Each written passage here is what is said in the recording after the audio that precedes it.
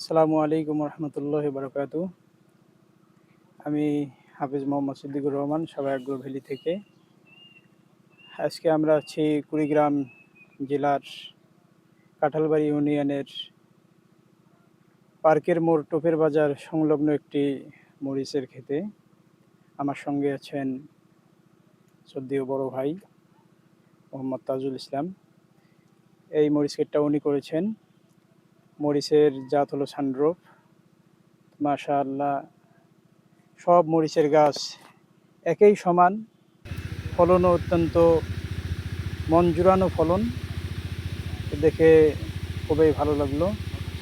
তো ভাইয়ের কাছ থেকে আমরা একটু শুনবো ওনার পরিচর্যাটা এবং যে সমস্যাগুলো দেখা দেয় এই সমস্যাগুলোর সমাধান, যাতে সমস্যাগুলো না আসে এর আগেই এর প্রস্তুতি নেওয়া, যাতে এর থেকে আমাদের যুবক সমাজ যারা আছে, যারা কৃষিকে আমরা অতটা গুরুত্ব দিচ্ছি না, তারা যেন এই কৃষিতে ইনভলভ হতে পারি। কৃষিটা যে আসলে একটা লাভজনক একটা ব্যবসা, এটা যেন আমরা সকলেই বুঝতে পারি। তো ভাইয়ের কাছে একটু ভাই পরিচয় দিয়ে ওনার এটার মধ্যে একটু পরিচর্যা, আমরা কিভাবে কি করলে এই কৃষির থেকে লাভবান হব, প্রফিট করতে পারবো, ভাইয়ের কাছে একটু দিক নির্দেশনা, একটু আমরা সাজেশন নিব ইনশাআল্লাহ। আসসালামু আলাইকুম ভাই। ওয়ালাইকুম আসসালাম রহমতুল্লাহ বারাকাতুহু। তো কৃষিকাজ আমরা যদি কৃষিকাজে উন্নতি করতে চাই, এটা তাড়াহুড়া করে করা যাবে না।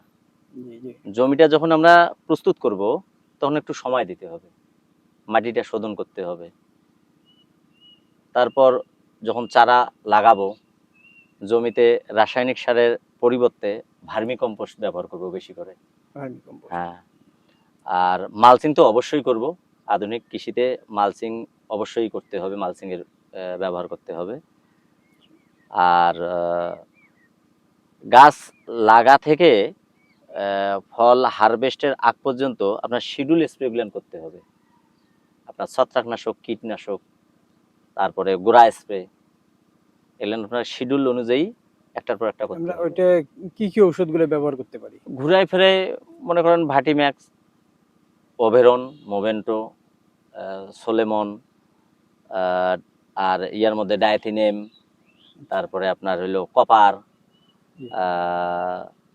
এই জাতীয় ওষুধগুলো নেই তো ঘুরে ফিরে মরিচে বেশিরভাগ ব্যবহার করা হয়। থিওভিট, এগুলো নিয়ে বেশি করে ব্যবহার করা হয়। আর গোড়ার স্প্রের জন্য আপনার কাচুকামাইসিন, কাজিন, এই জাতীয় ওষুধগুলো বেশি গোড়া স্প্রে করা লাগে 10 দিন পর পর।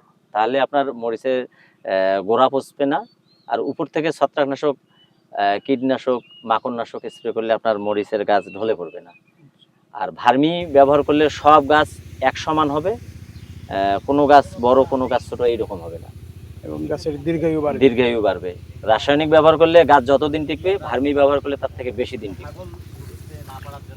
আর জমি শোধনের সময় টাইকোডার্মা, ডলোসুন, জিপ, হিউমিক অ্যাসিড এগুলো ব্যবহার করতে হবে। তো রাসায়নিক সার বেশি ব্যবহার না করে ভার্মি সার ব্যবহার করলে ইনশাআল্লাহ ফলনও বেশি আসবে। ভাই, এই যে আপনার এটার প্রজেক্টটার বয়স কিরকম চলছে? 3 মাসের মতো। 3 মাসের মতো। এর মধ্যে হারভেস্ট 2 বার করছি, 2 বার 30 হারভেস্ট মনের হয়েছে। মতো। হ্যাঁ, এখনো তো গাছের মধ্যে প্রচুর এখনো ছিল 16-17 মন ফল এখনো আছে। হবে। জি। একটু খরা গেছে তো, খরায় একটু গাছটা একটু লালচে ভাব হয়েছে। লালচে আসছে। হ্যাঁ, ওটা ঠিক হয়ে ইনশাআল্লাহ যাচ্ছে। পানি দেওয়ার পর ইনশাআল্লাহ ঠিক হয়ে যাচ্ছে। ঠিক হয়ে আজকে যাবে। সেচ দিচ্ছি, ইনশাআল্লাহ ঠিক হয়ে যাবে। তো আমরা যারা যুবক আছি, তারা যদি এই কৃষি করতে চাই, আগ্রহ হই, তাহলে এখান থেকে একটা গেইন করতে পারবো তো? অবশ্যই ইনশাআল্লাহ গেইন করা যাবে, তবে আধুনিক কৃষি করতে হবে। জি জি। মান্ধাতা আমলের যে কৃষি, এটা করা যাবে না। এটা করলেই আপনার ফলন ভালো পাওয়া যাবে না। আপনাকে করতে হবে আধুনিক কৃষি। আধুনিক কৃষি করলে অবশ্যই এখান থেকে গেইন করা যাবে, ভালো প্রফিট পাওয়া যাবে। হ্যাঁ, ভালো প্রফিট পাওয়া যাবে।